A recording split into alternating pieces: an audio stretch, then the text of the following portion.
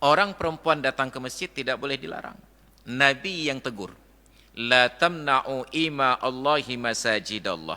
Jangan kalian larang hamba-hamba Allah yang perempuan datang ke rumah-rumah Allah.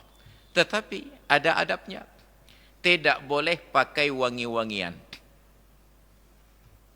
Yang cikalan yang jak mesti ada acara menikah. Pube yang anak-anak. Tok be kemenyan yang anak. Semua bau ada. Yang kedua, tidak boleh tabarruj, berdandan seperti dandanan jahiliyah. Coba perhatikan yang datang acara pernikahan. Pubedak yang hendak ditipek.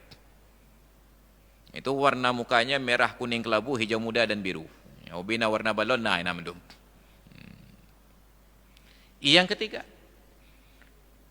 ini lebih parah lagi.